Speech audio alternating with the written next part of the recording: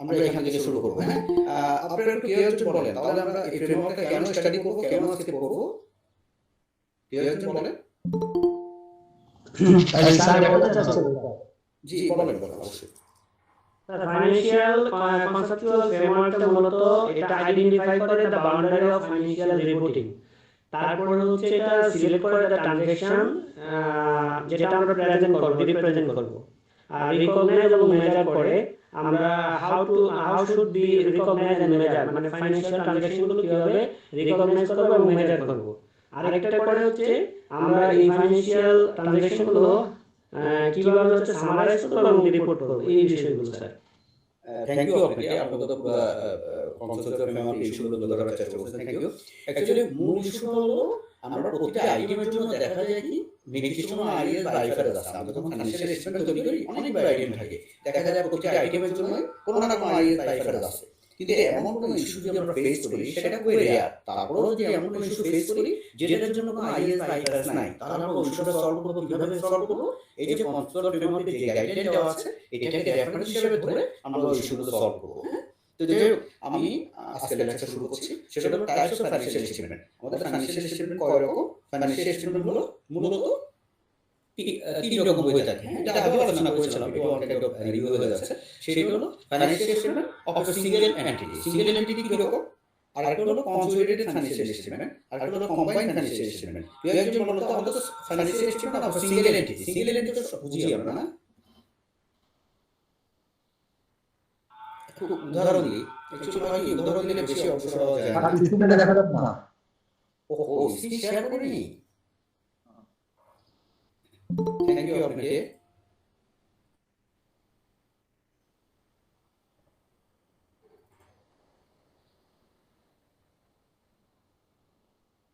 আপনারা কি আমার স্ক্রিন দেখতে পাচ্ছেন? আসছে স্যার।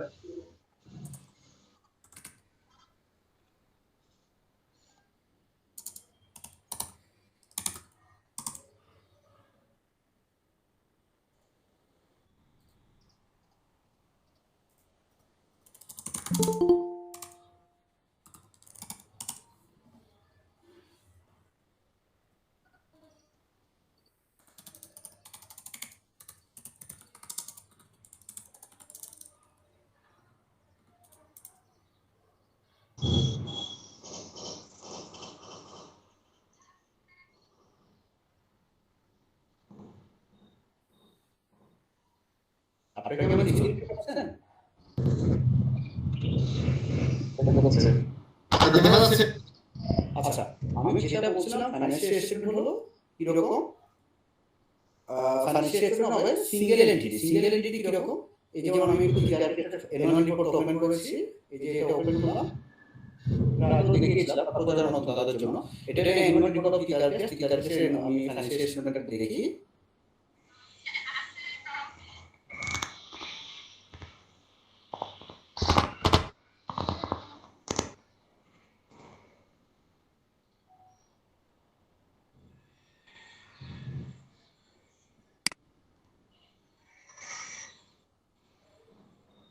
অ্যানুয়াল রিপোর্ট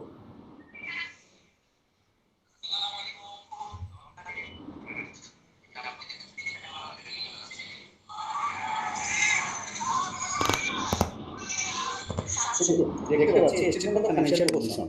এখানে সিঙ্গেল যেগুলো থাকবে financial statement of single entity, ওইখানে নাকি কোনো কিছু উল্লেখ থাকবে না। এখানে আমি কিকারকে দেখতে পাচ্ছি যে কিকারকে কোম্পানির নাম দেওয়া আছে, তারপরে স্টেটমেন্ট অফ ফাইন্যান্সিয়াল পজিশন। হ্যাঁ, এটা কি? এটা হলো financial statement of single entity. Single এন্টিটিতে কোনো কিছু উল্লেখ থাকে না। এই যে কিকারকে কোনো কিছু উল্লেখ আছে, উল্লেখ নেই। হ্যাঁ, আপনারা রেসপন্স করবেন। হ্যাঁ, আর তারপর আমাদের নেক্সট আরেকটা ক্যাটাগরি আর হলো কনসোলিডেটেড ফাইন্যান্সিয়াল স্টেটমেন্ট। হ্যাঁ, কনসোলিডেটেড ফাইন্যান্সিয়াল স্টেটমেন্ট কোনগুলো? এই যে আমি যে স্কোর ফর্মে দেখি, স্কোর ফর্মের একটা অ্যানুয়াল রিপোর্ট দেখি, যারা আমার গত ক্লাসে ছিলেন ওদেরকে আমি উদাহরণটা দেখিয়েছিলাম। হ্যাঁ, আজকে যারা নতুন আসছেন ওদের জন্য একটু বিষয়টা দেখাচ্ছি। স্কোর ফর্মার অ্যানুয়াল রিপোর্ট,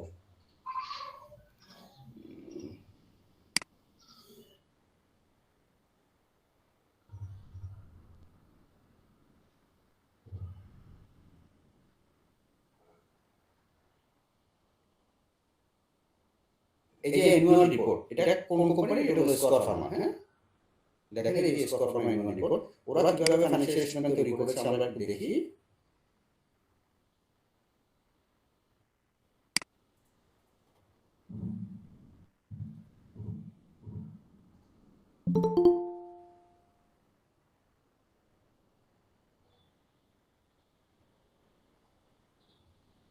এই যে দেখেন ওরা এখানে লিখেছে কনসোলিডেটেড ফাইন্যান্সিয়াল স্টেটমেন্ট, দেখেছেন যে কনসোলিডেটেড। আর টিচার্সের ক্ষেত্রে দেখেন এখানে কিন্তু কনসোলিডেটেড উল্লেখ নেই। হ্যাঁ, এই যে টিচার্সের ক্ষেত্রে কি বলা আছে শুধু statement of financial position, consolidated উল্লেখ নেই। তার মানে এটা কি financial statement of the single entity. আর যদি কনসোলিডেটেড হয় এভাবে উল্লেখ থাকে, দেখছেন কনসোলিডেটেড ফাইন্যান্সিয়াল স্টেটমেন্ট। তাহলে আমরা কি এখন বুঝবো কনসোলিডেটেড কোনটা আর কোনটা সিঙ্গেল এন্টিটি? জি স্যার। আচ্ছা, এখন কোশ্চেন হলো আমরা কখন কনসোলিডেট করব আর কখন এই যে financial statement of single entity অর্থাৎ এরকম করব, বলুন তো কখন কোনটা করব? যে বিজনেস যে কোম্পানি একটা মাত্র বিজনেস সেগুলো হচ্ছে single entity business, single account হিসেবে। আর যেগুলো গ্রুপ অফ বিজনেস সেটা সবকটা বিজনেস মিলিয়ে যে আমরা একটা অ্যাকাউন্ট তৈরি করা হয় সেটা হচ্ছে কনসোলিডেটেড। আচ্ছা স্যার যেখানে প্যারেন্টস এবং সাবসিডি থাকবে হ্যাঁ, সেটা কনসিডার করা হবে স্যার। ভাই চমৎকার বলেছেন। আমরা একটু দেখি হ্যাঁ কখন কোনটা করব। হ্যাঁ, এই যে লেভেল অফ ওনারশিপ আমরা দেখতে পাচ্ছি এক কোম্পানি থেকে আরেক কোম্পানিতে আপ টু 20% ইনভেস্ট করে, ওই ক্ষেত্রে আমরা বলি কি জাস্ট ইনভেস্ট করেছি, ইনভেস্টমেন্ট। হ্যাঁ, ওই ক্ষেত্রে আমরা কনসিডার করি না।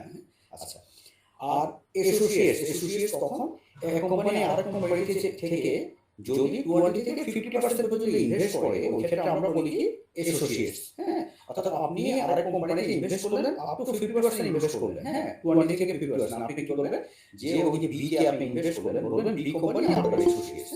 আচ্ছা, আর আরেকটা সিচুয়েশন হতে পারে, সেটা যদি কোনো কোম্পানি থেকে আরেক কোম্পানিতে 50% এর অধিক ইনভেস্ট করে। কি ইনভেস্ট করে? আরেক কোম্পানির ক্যাপিটাল আছে আর টোটাল 50% বেশি সে যদি ইনভেস্ট করে, তাহলে এই কোম্পানি বি কোম্পানি কি বলবে সাবসিডিয়ারি। অর্থাৎ এই কোম্পানি বি কোম্পানি ইনভেস্ট করেছে কি তার যে ক্যাপিটাল আছে, বি কোম্পানি যে ক্যাপিটাল আছে তার 50% এর অধিক ইনভেস্ট করেছে, এটা আমরা কি বলবো সাবসিডিয়ারি। আর এই যে সাবসিডিয়ারি, কাকে সাবসিডিয়ারি বলবো?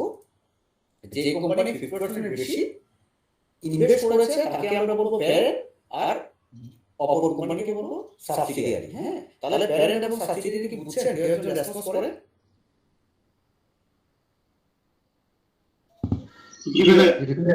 ক্লিয়ার। আপনারা আমার স্ক্রিন দেখতে পাচ্ছেন? হ্যাঁ,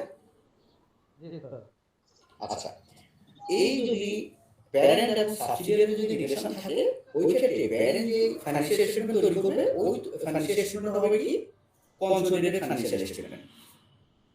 এই যে এই সাবসিডিয়ারি অর্থাৎ কোনো কোম্পানি যদি সাপোজ এই কোম্পানি বি কোম্পানি যে ক্যাপিটাল আছে তার 50% অধিক ইনভেস্ট করেছে, তাহলে এই কোম্পানি বি কোম্পানি কি প্যারেন্টস এবং তাদের মধ্যে সম্পর্ক কি প্যারেন্টস এবং সাবসিডিয়ারি। ওই ক্ষেত্রে আমরা কনসোলিডেটেড ফাইন্যান্সিয়াল স্টেটমেন্ট তৈরি করব। আমরা কি ক্লিয়ার?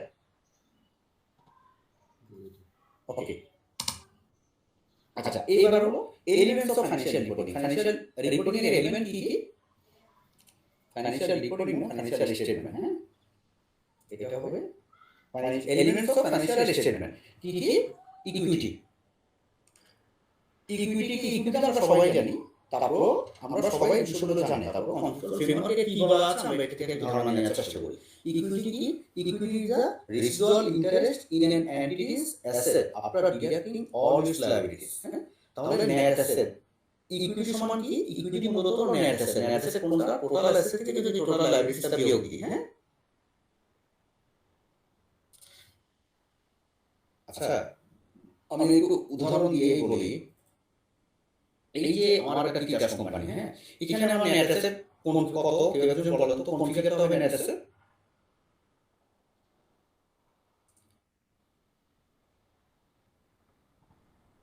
টোটাল অ্যাসেট যেটা 350।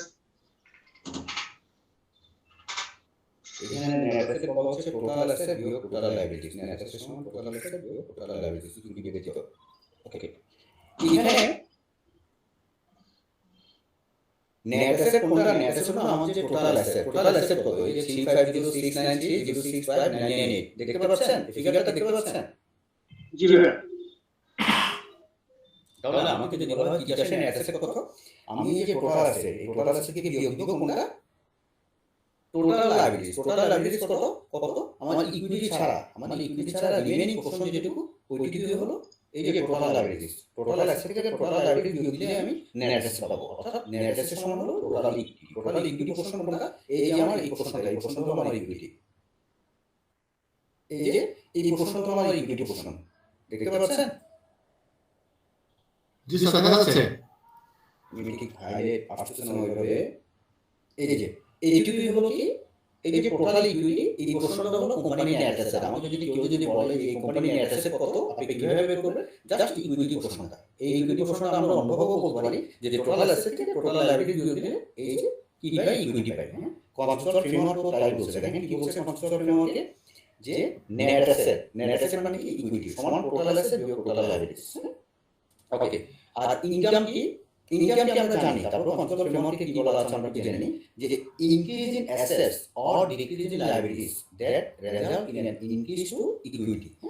অর্থাৎ ইনকামের কারণে আমার কি হবে, অ্যাসেটটা বাড়বে অথবা কি লায়াবিলিটিটা কমবে, এটা হলো ইনকাম। আর এক্সপেন্ডিচার কি বলছে, decrease in assets or increase in liabilities. এক্সপেন্ডিচারের কারণে আমার অ্যাসেটটা কমে অথবা লায়াবিলিটি বাড়ে। অ্যাসেট কমে কিভাবে বলতো, এক্সপেন্ডিচারের কারণে অ্যাসেট কমবে কিভাবে, কেউ একজন বলো তো? আমি যদি কোনো এসে পারচেজ করি তাহলে আমার নেক্সট কি হবে? হ্যাঁ, অ্যাসেট বাড়বে।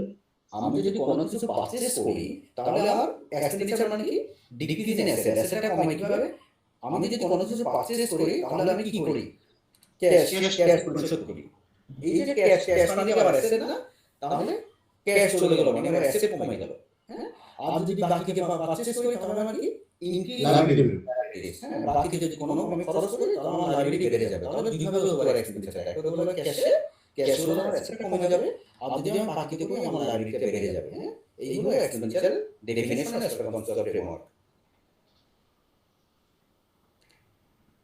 তারপর যেটা বলা হচ্ছে রিকগনিশন। রিকগনিশন মানে কি,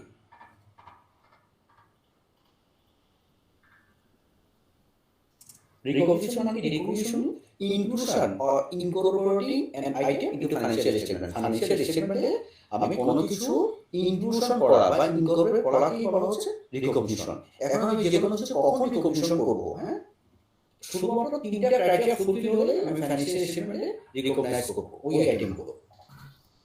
কোন তিনটা আইটেম? একটা হলো it meets the definition of one of the element. আমি এলিমেন্ট কয়টা বলেছি, পাঁচটা এলিমেন্ট, এবং ওগুলো ডেফিনিশনও বলেছি। এই যে কোনো আইটেম যদি পাঁচটা ডেফিনিশনে যে কোনো একটা যদি মিট করে তাহলে এটাকে আমরা কি করব, রিকগনাইজ করব। রিকগনাইজের জন্য আরো দুটো ক্রাইটেরিয়া আছে, সেটা হলো ইট মাস্ট প্রোভাইড রেলেভেন্ট ইনফরমেশন, ইট মাস্ট প্রোভাইড ফেথফুল রিপ্রেজেন্টেশন। তাহলে যে কোনো আইটেম যদি এখানে যে দেওয়া আছে তিনটে, এই তিনটে ক্রাইটেরিয়া ফুলফিল করলে আমি রিকগনাইজ করব, আদারওয়াইজ রিকগনাইজ করব না। আমরা কি এখন জি স্যার। আচ্ছা, এই তিনটা কি কি আমি আর একটু ব্যাখ্যা যাচ্ছি। যে প্রথমত বললাম যে আমি পাঁচটা যে সংজ্ঞা দিয়েছি, এই পাঁচটা সংজ্ঞা যে কোনো একটা মিট করতে হবে। আর সেকেন্ড বললাম এটা রেলেভেন্ট হতে হবে। আর থার্ড বললাম যে ফেথফুল রিপ্রেজেন্টেশন। ফেথফুল রিপ্রেজেন্টেশন কি, কস্ট এন্ড মেজার রিলায়েবলি, হ্যাঁ, যে আমার কস্ট কত সেটা আমি একুরেটলি বলতে পারবো, তখনই আমি রিকগনাইজ করব। আমি একটু ব্যাখ্যা দিচ্ছি এই তিনটার। ব্যাখ্যা কি, সেটা হলো recognition might not provide relevant information if there is uncertainty about the existence of the element or if there is a low probability of an inflow. হ্যাঁ, আপনাদের এগুলো ক্লিয়ার হচ্ছে না বলো, আমি ক্লিয়ার করার চেষ্টা করছি। recognition of an element might not provide a faithful representation if there is a very high degree of measurement uncertainty. আমি একটু এক্সাম্পল দিয়ে আপনাদের ব্যাখ্যা দিব, হ্যাঁ, যাতে আমাদের কনসেপ্ট ক্লিয়ার হয়। আচ্ছা, আনরিকগনাইজড অ্যাসেট এন্ড লায়াবিলিটি, কিছু কিছু অ্যাসেটকে আমরা রিকগনাইজ করি না, হ্যাঁ, যেমন কি, যেমন গুডউইলকে আমরা সাধারণত রিকগনাইজ করি না। কেন গুডউইলকে রিকগনাইজ করি না বলতো?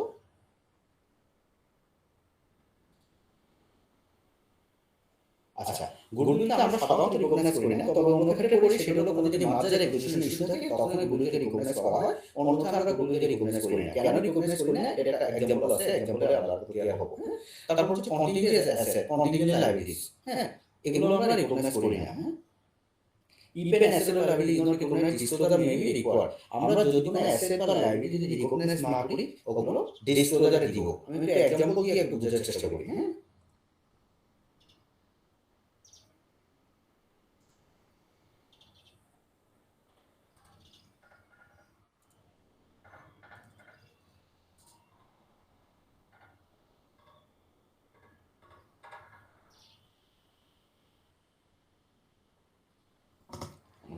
Example ছিল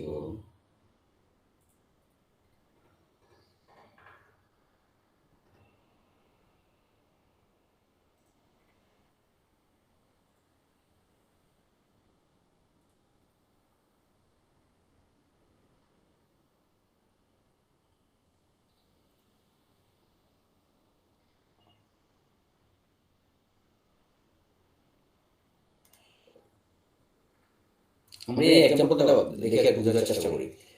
বোতল মানে কি একটা ব্র্যান্ড, একটা কোম্পানির নাম।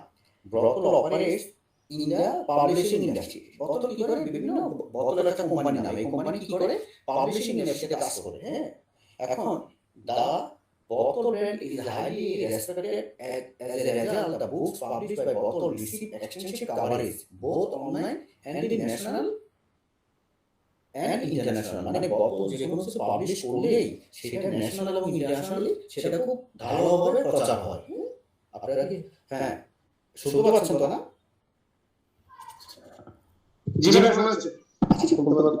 তাহলে বতল কি একটা ব্র্যান্ড? এই ব্র্যান্ড যখন যেটা পাবলিশ করে ভালোভাবে প্রচার হয় এবং ব্যাপকভাবে সেল হয়, তাহলে এই ব্র্যান্ডটাকে কি আমরা এই ফাইন্যান্সিয়াল স্টেটমেন্টে রিকগনাইজ করতে পারবো? দেখেন এই বোতল কি করেছে, আমার যে ক্রাইটেরিয়া ছিল, আমি যে অ্যাসেটের ক্রাইটেরিয়া দিয়েছি, এই যে অ্যাসেটের ক্রাইটেরিয়া এখানে কি বলছে? এই প্রেজেন্ট ইকোনমিক রিসোর্সেস, এটা আমার একটা ইকোনমিক রিসোর্স, বোতলটা কন্ট্রোল বাই এন্টিটি। তাহলে বোতল আমার যে ব্র্যান্ড সেটা কিন্তু এন্টিটি কন্ট্রোল, মানে আমার কন্ট্রোলে আছে ব্র্যান্ডটা, হ্যাঁ? এবং কি যে আরেকটা কি বলেছে? এই present economic resources control by entity as a result of first event and from which future economic benefits flow to the entity. তাহলে যেটা দেখা আছে আমার এই অ্যাসেটের যে ক্রাইটেরিয়া বা অ্যাসেটের সংজ্ঞা যেটা বলা হচ্ছে, বোতল কিন্তু এই ব্র্যান্ডটা আমার সেই সংজ্ঞাটা ফিল আপ করেছে। কিরকম ফিল আপ করেছে? এটা একটা ইকোনমিক রিসোর্স এবং control by entity, entity control করতে পারে এবং এটা থেকে ফিউচার ইকোনমিক বেনিফিট কোম্পানি পাচ্ছে, হ্যাঁ? যদিও আমার এই অ্যাসেটের ক্রাইটেরিয়া ফুলফিল করছে, তারপর আমি সেটাকে রিকগনাইজ করব না। কেন রিকগনাইজ করব না?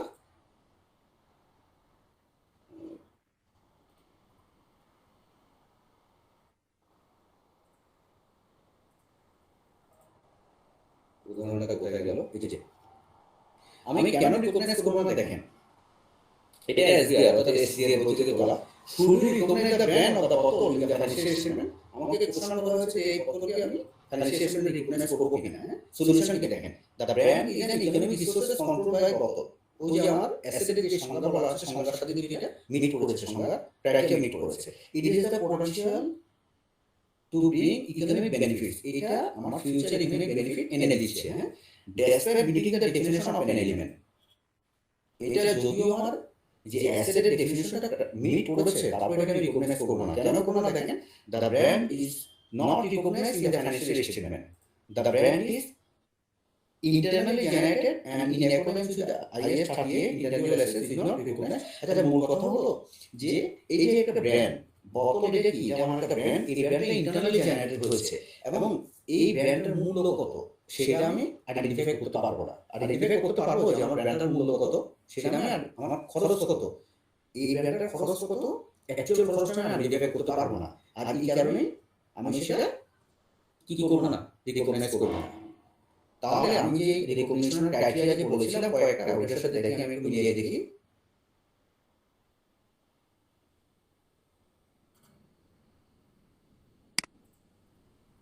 আমি রিকগনিশনের ক্রাইটেরিয়া বলছিলাম কোনো কিছু রিকগনিশ করতে হলে এটা মিট করতে হবে, এই তিনটা সংজ্ঞা মিট করতে হবে। প্রথমে এই meet the definition of one element, প্রথমটা কি মিট করেছে কেউ একজন বলেন, একটু রেসপন্স করেন। আমি যে জি স্যার, জি প্রথমটা মিট করছে। প্রথমটা মিট করেছে, কিন্তু মিট করেনি কোনটা? It must provide a faithful representation, cost and manage reliable. এই 3 নাম্বারটা মিট করেনি, মানে আমার যে ব্র্যান্ড, এই ব্র্যান্ডিং এর যে খরচ কত, আমি যেটা ব্র্যান্ডে একদিনে ক্লিয়ার হয়নি, আস্তে আস্তে ক্লিয়ার হয়েছে আমার ব্র্যান্ডিং ভ্যালুটা। হ্যাঁ, এই ব্র্যান্ডিং এর আমার যে খরচ কত সেটা আমি অ্যাকচুয়াল খরচ কত সেটা আমি আইডেন্টিফাই করতে পারছি না। আর এই কারণে এই যে 3 নাম্বার ক্রাইটেরিয়া মিট করেনি বলে আমি রিকগনাইজ করতে পারবো না। হ্যাঁ, ওকে। এরপর আমরা যাচ্ছি ম্যানেজারমেন্ট। ম্যানেজারমেন্ট কি? ম্যানেজারমেন্ট হলো measurement means what amount to be recognized. এখন কত আমি একটা ক্যাটাগরি রিকগনাইজ ধরলাম যে এটা রিকগনাইজ করব, কিন্তু রিকগনাইজ করে আমার নিউমেরিক ফিগার লাগবে, কোন অ্যামাউন্টটা বসাবো, ওই অ্যামাউন্টটাকে বসানোকে বলছি কি ম্যানেজারমেন্ট। তাহলে আমি একটু বলছি ম্যানেজারমেন্ট মিনস কি একজন এটা পড়েন, ম্যানেজারমেন্ট ডেফিনিশন কি একজন পড়ে তার মানে দেখা দিচ্ছি। Measurement means what amount to recognize. So it refers to the process of determining the monetary amounts at which assets, liabilities, revenue, and expenses are recognized and reported in financial statements. It involves assigning numerical values to these elements based on specific criteria or attributes such as cost, fair value, or market value. Thanks. কারণ মূল কথা হলো ম্যানেজারমেন্টটা কি জিনিস, আমি একটা আইটেমকে ধরলাম যে এটাকে আমি রিকগনাইজ করবো। রিকগনাইজ মানে কি ফাইন্যান্সিয়াল স্টেটমেন্টে আমি এটাকে ইনকর্পোরেট করবো, হ্যাঁ, রেকর্ড করবো। তো এখন রেকর্ড করবো, আইটেমটা রেকর্ড করলাম, আমি এটা তো ফিগার বসাতে হবে না, নিউমেরিক ভ্যালু তো বসাতে হবে। ওই নিউমেরিক ভ্যালুটাকে আমরা বলছি ম্যানেজারমেন্ট। তাহলে আমরা কি ম্যানেজারমেন্ট মানে কি বুঝছি? Just assigning numeric value. হ্যাঁ, আপনারা একটু রেসপন্স করেন, আমরা ম্যানেজারমেন্ট মানে কি বুঝছি?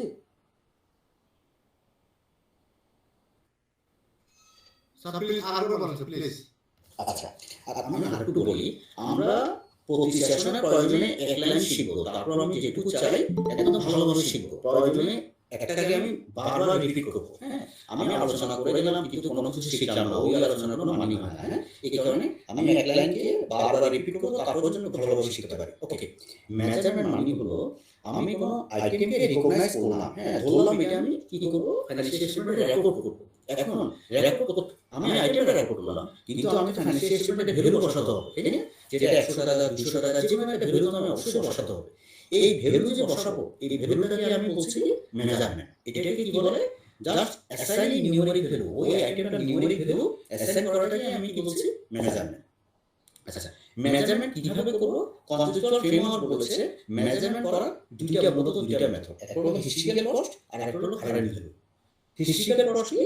Transaction price. আমি ট্রানজাকশন করার সময় যেই প্রাইসটা হয়েছে আমি ওই প্রাইসটা বসাবো, এটা হলো কি হিস্ট্রিক্যাল কস্ট। আর আরেকটা হলো কারেন্ট ভ্যালু। আমি কারেন্ট ভ্যালু কি? একটা আছে কারেন্ট কস্ট। কারেন্ট কস্ট কি? Replacement cost. সেম আইটেম আমি যদি রিপ্লেস করতে যাই আমার যে খরচ হবে এটা হলো রিপ্লেসমেন্ট কস্ট। তারপর ফেয়ার ভ্যালু, আর একটা আছে value in use. Value in use আমি কি করব? একটা এক্সাম্পল দিয়ে বুঝাবো। হ্যাঁ, ভ্যালু ইন ইউজটা কি? তাহলে একটু বলেন ম্যানেজারমেন্ট সম্পর্কে সবার কনসেপ্ট ক্লিয়ার না? কেউ একজন বলেন। হ্যাঁ, বলেন।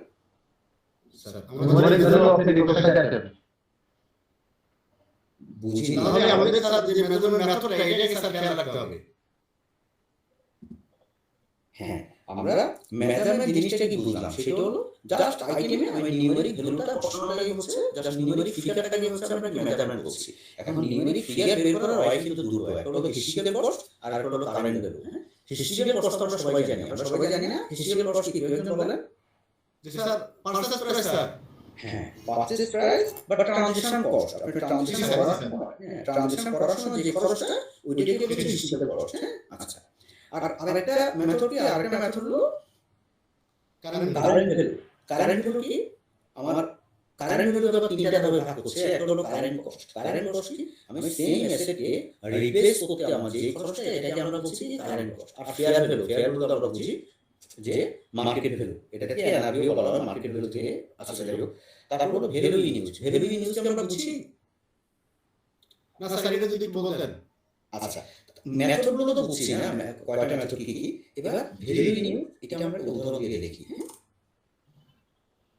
আচ্ছা, ওই যে আমি এখানে ব্যাখ্যা দেওয়া আছে, যে আমি বলেছিলাম হিস্ট্রিক্যাল শিকল কস্ট মানে কি ট্রানজাকশন প্রাইস, আর কারেন্ট হলো তিনটা ভাগে ভাগ করেছে যেটা দেখেছি না, যেটা কারেন্ট কস্ট হলো the amount required to repay an asset or settle a liability today, fair value কি the price that will be received to sell an asset or paid to transfer. এগুলো আমি আলোচনা না যায়, আমি শীটটা দিয়ে দিব, আপনারা দেখে নিন। হ্যাঁ, আর ভ্যালু ইন ইউজ এটা কি আমরা একটা উদাহরণ দিয়ে দেখে নিচ্ছি। কেমন, এই যে একটা উদাহরণ দিলাম, এটা কেউ একজন পড়েন। আচ্ছা, ভ্যালু ইন ইউজের সংজ্ঞাটা যাচ্ছে, তারপর আমি উদাহরণটা যাচ্ছি। ভ্যালু ইন ইউজ কি? This term means the present value of an asset future cash flow. আমি একটা অ্যাসেট থেকে ফিউচারে যে টাকা পাবো ওইটার প্রেজেন্ট ভ্যালু, ওইটার প্রেজেন্ট ভ্যালু হলো কি আমার ভ্যালু ইন ইউজ। হ্যাঁ, আর প্রেজেন্ট ভ্যালু কি? The discounted value of future cash flow considering time value of money. আমরা বিশেষ করে সিঙ্গার থেকে কেউ কি কিস্তিতে কেউ কি পণ্য কিনেছেন? কিনেছি স্যার। হ্যাঁ, ওরা কি বলে যে আমার প্রোডাক্ট প্রাইস সাপোজ ধরলাম 100 টাকা, প্রোডাক্ট প্রাইস 100 টাকা, আপনি যদি ক্যাশ পে করেন আপনার জন্য 90 টাকা, আর আপনি যদি কিস্তি দেন আপনারা কিস্তিতে দিলে আপনার জন্য টোটাল প্রাইস 100 টাকা। আমারও একদম একবার আমি সিঙ্গাপুরে গিয়েছিলাম, কি সিঙ্গার শোরুমে গিয়েছিলাম, ওদেরকে আমি বললাম যে আপনারা কোনো ইন্টারেস্ট চার্জ করেন না। সে বলল না, আমাদের কোনো ইন্টারেস্ট নাই, তবে আপনি যদি ক্যাশ কিনেন আপনাকে ডিসকাউন্ট দেওয়া হবে। আমার প্রোডাক্ট প্রাইস 100 টাকা, ক্যাশ কিনলে ডিসকাউন্ট দেওয়া হবে, আর ক্যাশ না কিনলে আপনি যদি ইনস্টলমেন্ট দেন আপনার জন্য কোনো ডিসকাউন্ট নাই। আমি বারবার জিজ্ঞেস করছি আপনি ইন্টারেস্ট চার্জ করেন কিনা, সে বলে না আমাদের কোনো ইন্টারেস্ট নাই। এখন এই বিষয়টা এটাই হলো কি, এখন সিঙ্গার কি করে, ওরা আপনাকে কিস্তি দিবেন, ওরা সাপোজ আপনি 2 বছর পরে 1 বছরের কিস্তি 2 বছরের জন্য 1 বছরের একটা ইনস্টলমেন্ট দিলেন, 2 বছরের একটা ইনস্টলমেন্ট দিলেন, ওরা কি করে ওই যে 2 বছর পরে যেটা দেবে ওইটাকে প্রেজেন্ট ভ্যালুতে কনভার্ট করে, প্রেজেন্ট ভ্যালুতে কনভার্ট করে ওরা পাচ্ছে এই সেলিংটা নির্ধারণ করে। আমরা দেখি একটা উদাহরণ দেখি, কে একজন পড়েন। হ্যাঁ, উদাহরণটা কে একজন পড়েন। On 1st January 2020, XYZ company sold an equipment at Taka 1 lakh on credit. Customer will pay the amount within 31st December 2021. Discount rate or cost of capital is 10%. Show the journal entries. এটা ওই সিঙ্গারের কথা যেটা বললাম, এটা ধরুন ওরকমই একটা কোম্পানি যেভাবে প্রোডাকশন তাকে থ্যাংক ইউ। হ্যাঁ, একটা কোম্পানি কি করেছে, XYZ কোম্পানি XYZ, সে একটা প্রোডাক্ট সেল করেছে, প্রোডাক্টের প্রাইস কত 1 লাখ, এবং অন ক্রেডিট মানে বাকি দিয়ে 1 লাখ টাকার একটা পণ্য সেল করেছে। আর কাস্টমার কি করবে, কাস্টমার পে দেয় এমন 31 ডিসেম্বর 2021। দেখেন প্রোডাক্টটা সেল করেছে কবে 2020 জানুয়ারিতে, আর কাস্টমার 21 সালে গিয়ে 21 ডিসেম্বরে গিয়ে কি করে টাকাটা পরিশোধ করবে। তাহলে কি আপনি বুঝতে পারছেন যে 2020 জানুয়ারিতে কিনেছে, আর কাস্টমার পে করবে কিন্তু 2 বছর পরে। 2 বছর পরে কিভাবে 2020 গেল 21 ডিসেম্বরে গিয়ে এই ওই টাকাটা দিবে। এখন যিনি সেলার উনি এন্ট্রি করবেন কিভাবে? উনি কি 1 লাখ টাকা সেল দেখাবেন? বলেন, আপনি 1 লাখ টাকার পণ্য সেল করলেন, টাকা পাবেন 2 বছর পরে, আপনি সেল আপনি বুক করবেন কিভাবে? 1 লাখ টাকা বুক করবেন না স্যার। হ্যাঁ, আমি বুক করবো কিভাবে? দেখেন এই জিনিসটা করে কি সিঙ্গার, এই জিনিসটা করে। তবে সিঙ্গার 2 বছর পর টাকা নেয় না, সে বোধহয় 6 মাস পর বা 1 মাস পর এইভাবে বোধহয় ইনস্টলমেন্ট নেয়। হ্যাঁ, আচ্ছা, আমরা একটু দেখে নিই সেটা কি হবে। আমি ট্রানজাকশন রেট কবে? 1 জানুয়ারি 2020। 1 জানুয়ারি 2020 আমি একটা জার্নাল এন্ট্রি দিব। ওই জার্নাল এন্ট্রি কি আমার দেখেন, রিসিভেবল ডেবিট সেলস ক্রেডিট। আমি সেলস কত ক্রেডিট করলাম? 82,645 আমি ক্রেডিট করলাম। আমি 82,645 টা কিভাবে পাবো? এটা আমি প্রেজেন্ট ভ্যালুতে কনভার্ট করব। 1 লাখকে যদি প্রেজেন্ট ভ্যালুতে কনভার্ট করতে চাই, আপনাদের সাথে কি ক্যালকুলেটর আছে? ক্যালকুলেটর না থাকলে সবার তো মোবাইল আছে, সবাই একটু মোবাইলটা হাতে নেয়। মোবাইল হাতে নিয়ে আমার প্রেজেন্ট ভ্যালুতে কনভার্ট করার ফর্মুলা কি? কেউ একজন বলেন ফর্মুলা কি?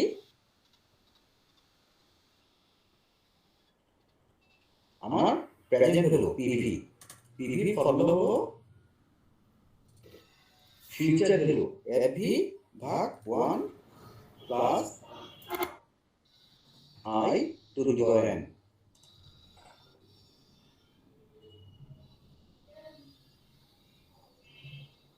1 plus I to the power n। এটা কি আমার প্রেজেন্ট ভ্যালু ফর্মুলা, তাই তো? তাহলে আমার যে বিক্রয় করলাম কত টাকা? 1 লাখ টাকা। 1 লাখ টাকা বিক্রয় করেছি, আমি ফর্মুলাতে বসাই 1 প্লাস আমার কস্ট অফ ক্যাপিটাল কত বলছে 10%, হ্যাঁ, তাহলে 10 টু দি পাওয়ার n মানে কত 2 বছর পরে 2, তাহলে আমার এখানে রেজাল্ট কত আসে 1 2 3 4 5 1 লাখ ভাগ 1.1 টু দি পাওয়ার 2, 82,644। এই জিনিসটা কেউ বুঝছেন কিনা একটু বলুন তো।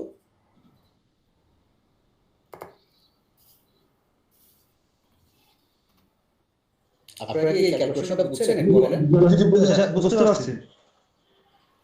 তাহলে আমি সেল বর্তমান মূল্য হচ্ছে 2,000 টাকা। আমি একটু সবার কাছ থেকে রেসপন্স চাই। আমি যেটা বলেছি প্রয়োজনে আমি এক লাইন শিখবো, তারপর যেটুকু শিখবো ভালোভাবে শিখবো। আমি আলোচনা করে গেলাম, সেটা শিখাও না, ওই আলোচনা শুধু টাইম নষ্ট করা, হ্যাঁ। তাহলে আপনারা প্রত্যেকে একটু বলেন এই জিনিসটা বুঝছেন কিনা। প্রয়োজনে আপনারা যতবার বলেন না অতবার আমি ব্যাখ্যা দিব, হ্যাঁ। আমি চাই এই জিনিসটা সবাই যেটুকু শিখে ভালোভাবে শিখে, একটু প্রত্যেকে রেসপন্স করে সবাই কি বিষয়টা ক্লিয়ার? Clear sir.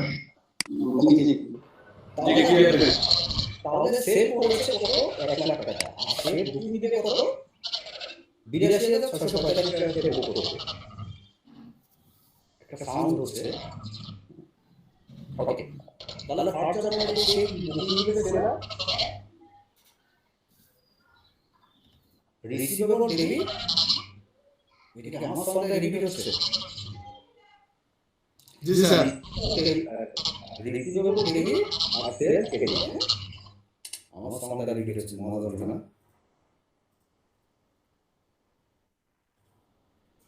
ওকে, তাহলে আমি প্রথম জার্নালটা বুঝছি, সবাই একটু বলেন এই যে ফার্স্ট জার্নালটা। স্যার প্রথমটা ক্লিয়ার স্যার।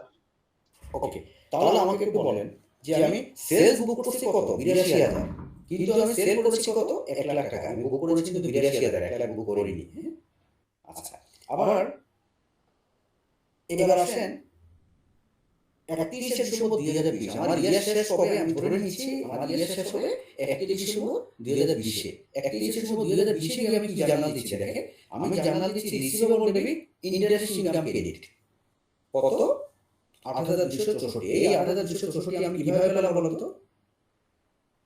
আমি একটু উদাহরণ দিয়ে দেখে, আমি বিক্রয় করেছি কত 82,000 টাকা কাস্টমারের কাছে আমি পাবো কত 82,000 টাকা পাবো। তাহলে সে যে আমাকে 1 বছর দেয়নি, এই 1 বছর আমি 82,000 টাকার উপর রিটায়ার চার্জ করবো না, বলেন? করবো। এই 1 বছরে আমার ইন্টারেস্ট কত আসবে, এই যে 82,000 গুণ 10%, তাহলে কত 8,264 টাকা। তাহলে আমি 31 ডিসেম্বরে কি জার্নাল দিলাম যে রিসিভেবল ডেবিট ইন্টারেস্ট ইনকাম, যে আমি ইন্টারেস্ট থেকে পাবো এটা আমার ইনকাম, ইন্টারেস্ট ইনকাম ক্রেডিট করলাম কত 8,264, হ্যাঁ। ওকে, এরপরে আমার ট্রানজাকশন এরপরে কবে হচ্ছে 31 থার্ড জার্নাল দিচ্ছি 31 ডিসেম্বরে, হ্যাঁ। 31 ডিসেম্বরে আবার আমি কি জার্নাল দিব বলেন তো। আমি এটা 2020 এই জার্নালটা কবে দিলাম 31 ডিসেম্বর 2020। এবার আমাকে টাকা দিবে কবে সে 31 ডিসেম্বর 2021। আচ্ছা, 31 ডিসেম্বর 2021 সে টাকা দেওয়ার আগে আবার আমি একটা ইন্টারেস্ট চার্জ করবো না? জি জি। কত টাকা ইন্টারেস্ট চার্জ করবো? এই 82,000 প্লাস 8,200। চমৎকার, যেভাবে বলছেন থ্যাংক ইউ আপনাকে। তাহলে এই দুটো অ্যামাউন্টের উপর আমি 10% ইন্টারেস্ট চার্জ করবো। আমার কত ইন্টারেস্ট আসে দেখি, এইটা প্লাস এইটা, এই দুটোর উপর আমি ইন্টারেস্ট চার্জ করবো কত 0.1। ব্র্যাকেট দিতে হবে। ওকে, তাহলে আমি 31 ডিসেম্বর 2021 ইন্টারেস্ট চার্জ করলাম কত 9,090 টাকা। 9,090 বা 9,091, রাউন্ড করে 9,091 আসছে, হ্যাঁ। 9,091 টাকা দেখে আমি কত, এই যে দেখেন receivable debit interest income credit 9,091। এইবার কার্ডিওলজি শিশু 2021 সালে আমাকে টাকাটা দিয়ে দিবে, টাকাটা দিয়ে দিবে, তাহলে আমি কি করবো? আমি টাকা পেলে আমার ব্যাংক ডেবিট, ঠিক না? ব্যাংকে কত টাকা পাবো? 1 লাখ। এটা তো কোনো কনফিউশন নাই, তাই তো? এরপরে আমি রিসিভেবল ক্রেডিট করলাম 1 লাখ। রিসিভেবল ক্রেডিট 1 লাখ কিভাবে কেন করলাম? ওই দেখেন আমার এখানে রিসিভেবল তৈরি হচ্ছে কত? 82,000 টাকা, এখানে রিসিভেবল তৈরি হচ্ছে 8,000 টাকা, আর এখানে রিসিভেবল তৈরি হচ্ছে 9,091। এই তিনটা রিসিভেবল যোগ দিলে আমার কত হচ্ছে? 1 লাখ টাকা। রিসিভেবল 1 লাখ ডেবিট ছিল, এই এখন রিসিভেবল 1 লাখ ক্রেডিট করে দিলাম। তার মানে রিসিভেবলটা বেনিফিট হয়ে গেল। আমার থাকলো কি? ব্যাংক ডেবিট আর সেলস ক্রেডিট আর ইন্টারেস্ট ইনকাম ক্রেডিট। আপনারা কি এই জার্নালটা সবাই বুঝছেন? একটু বলেন। জি স্যার। জি স্যার। জি জি। আচ্ছা, এটা কোন মেথড? আমি কোন মেথডের কথা বললাম? এটা আমি মেথড বললাম এই যে মেজারমেন্টের ভ্যালু নিউ যে মেথডটা, ওই মেথডটা আমি একটা এক্সাম্পল দিয়ে আলোচনা করলাম। হ্যাঁ, আচ্ছা, আজকে আমার ইত্যাদি প্রোগ্রাম আছে, খুব দ্রুত শেষ করে দেব। একটু বলি, এরপর আমরা যাই অ্যাগ্রিগেশন অফ ক্লাসিফিকেশন। এটা হলো আমার সিমিলার আইটেমকে আমরা গ্রুপিং করব, আর ডিসিমিলার আইটেমকে সেপারেট করব। তাহলে কি অ্যাগ্রিগেশন অফ ক্লাসিফিকেশন কি গ্রুপ সিমিলার আর সেপারেট ডিসিমিলার। আমরা বাস্তবে কিন্তু তাই করি। হ্যাঁ, যেমন আমাদের ইনকাম যত আছে, অল ইনকাম দিয়ে একটা লিখতে যাই ইনকাম স্টেটমেন্টে, আমার ইনকাম স্টেটমেন্টে এক পেজ হবে না, অনেক পেজ লিখে যাবে। কারণ আমরা কি করি? ইনকাম স্টেটমেন্টে ইনকাম শুধু একটু গ্রুপ করি, হ্যাঁ, ইনকাম এত টাকা, এরপরে নোটে গিয়ে আর একটু ব্যাখ্যা দিই যে কোন কোন আইটেম থেকে ইনকাম। হ্যাঁ, আমার হয়তো 20টা আইটেম থেকে ইনকাম হলো, আমি 20টা আইটেম থেকে ইনকাম স্টেটমেন্ট খুব শর্ট করে ফেলি আর নোটে গিয়ে আর একটু ব্যাখ্যা দিই। তার মানে কি গ্রুপ সিমিলার, এই কথাটা কি অ্যাগ্রিগেশন মানে কি? গ্রুপিং সিমিলার গুলোকে গ্রুপ করব। আর ক্লাসিফিকেশন মানে কি? আমাদের যেগুলো সিমিলার আইটেম না, হ্যাঁ, এগুলোকে আমি সেপারেট ডিসিমিলার করে ফেলবো। হ্যাঁ, আর ক্লাসিফিকেশন এখানে আর একটু ব্যাখ্যা দেওয়া আছে, একটা উদাহরণ দেওয়া আছে। আজকে তো সময় কম, আমি শীটটা আপনাদেরকে দিয়ে দিব, আপনারা দেখে নেবেন। আমি একটু সংক্ষেপে একটু বলি। Classification of an asset or liability, আমি একটু আগে বলেছি ক্লাসিফিকেশন মানে কি গ্রুপিং সিমিলার না, ক্লাসিফিকেশন মানে কি গ্রুপিং সিমিলার। হ্যাঁ, classification of an asset or liability into separate components may provide relevant information. এটা না, এক্সাম্পল একটা দেখি, এক্সাম্পল কি? At the reporting date, বোতল মানে একটা কোম্পানি নাম, হ্যাঁ, ও 10 million to the bank, say bank থেকে কত লোন নিয়েছে? 10 মিলিয়ন লোন নিয়েছে, আর 1 million of this loan is due for repayment within 12 months, মানে 1 মিলিয়ন পরবর্তী বছরের মধ্যে দিতে হবে, আর বাকি 9 মিলিয়ন কি পরের বছর দিতে হবে। তাহলে এখানে আমি ক্লাসিফিকেশন কিভাবে করব? আমি 1 মিলিয়নকে লিখবো কারেন্ট লায়াবিলিটির মধ্যে, আর 9 মিলিয়নকে লিখবো নন কারেন্ট লায়াবিলিটির মধ্যে। আমরা একটা অ্যাকাউন্টসে তাই করি, আপনারা অ্যাকাউন্টসে থেকে করি না, যে কারেন্ট লায়াবিলিটি নন কারেন্ট লায়াবিলিটি ভাগ করি না? জি স্যার। করি, হ্যাঁ করি। কিন্তু কেন করি? এই যে আমার দেখেন কনসেপ্ট ফ্রেমওয়ার্ক কিন্তু এর ব্যাখ্যা দেওয়া আছে। ওরা বলেছে কি আমি সিমিলার আইটেমকে যেমন এটাকে আমি ভাগ করে ফেলছি, যে 9 মিলিয়ন আমি রাখছি নন কারেন্ট লায়াবিলিটির মধ্যে, আর কারেন্ট লায়াবিলিটির মধ্যে রাখছি কত? 1 মিলিয়ন। হ্যাঁ, আর অ্যাগ্রিগেশন কি সেটা আমরা বুঝছি। অ্যাগ্রিগেশন কি একটু আগে আলোচনা করেছি, grouping similar item. Aggregation means adding together of item that have shared characteristics. Similar item গুলো একসাথে গ্রুপ। আচ্ছা, এরপরে আমরা যে আজকে আলোচনা করেছি এটার একটা সামারি টানার চেষ্টা করি।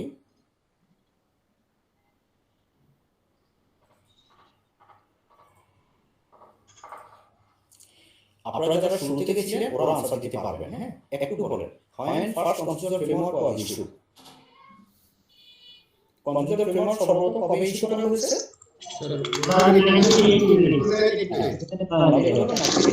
তাহলে when last relevant computer framework was issued? 2018। চমৎকার চমৎকার, ভাই তো ভিডিও কথা বলছিলেন না স্যার, ছিলাম না স্যার, মিস করছি। জি স্যার। আপনি কি কোনো সিএ আইসিএম পড়ছেন? স্যার ইন্টারমিডিয়েট লেভেলে আছি সিএমএ তে স্যার। আচ্ছা ভালো। আচ্ছা, কম্পিউটার ফ্রেমওয়ার্ক কি এখানে কোনটা হবে বলেন?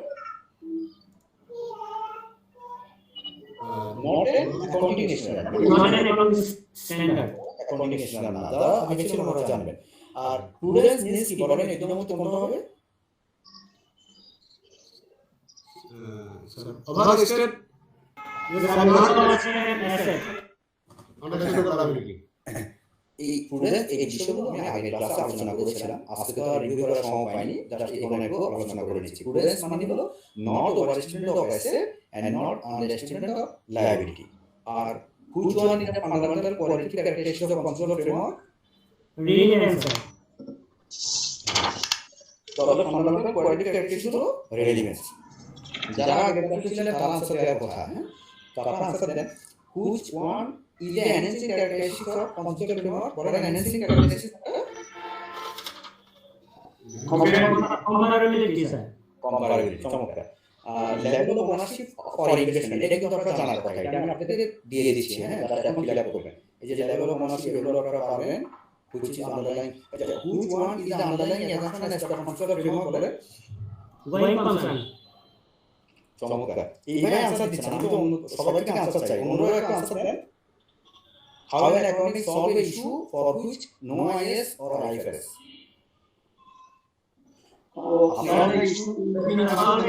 Solve the issue in the concept framework. হ্যাঁ, মানে যখন কোনো অ্যাকাউন্টেন্ট কোনো একটা সমস্যা ফেস করলো যার জন্য কোনো IAS বা IFRS নাই, হ্যাঁ, তখন কিভাবে হ্যাঁ? করবে? তা আমি এই যে শীটটা, এই যে কোশ্চেনটা আমি হোয়াটসঅ্যাপে দিচ্ছি, আপনারা দ্রুত এটা নিয়ে ফিল আপ করে জমা দেন, হ্যাঁ, জমা দেন না, জাস্ট আমরা লার্নিং পারপাস আছে শোনো। আমি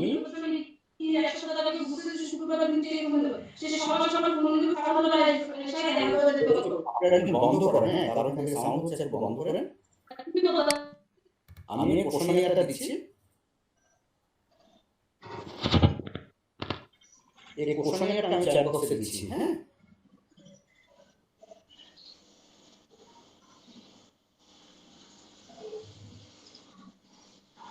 সবাই একটু বন্ধু থেকে বন্ধ করে আপনারা কি নিয়ে নেবেন, যে আজকে লেকচারটা নিয়ে নেবেন। আমি সবাইকে কোশ্চেনটা দিচ্ছি, সবাই কোশ্চেনটা ফিল করবেন, হ্যাঁ। সময় আমার 10 মিনিট, একটু দ্রুত ফিল আপ করে ফেলেন, হ্যাঁ।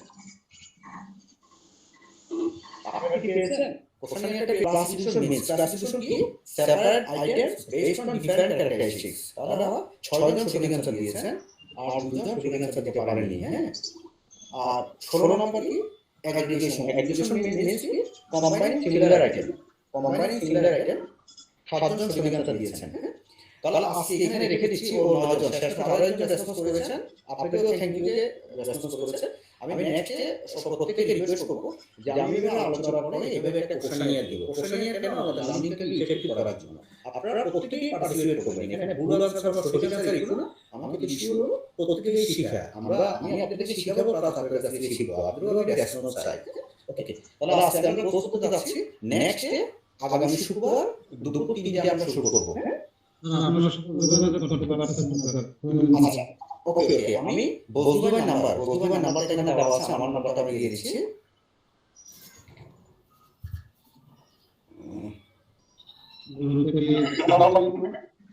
এই যে আমার নাম্বারটা আমি এখানে দিয়ে দিচ্ছি। বজলুভাই আমাকে ওই গ্রুপে অ্যাড করে দিয়েন তো।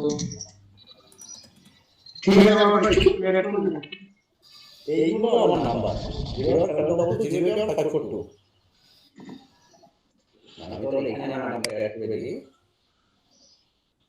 এখানে দিলে ভালো হয়।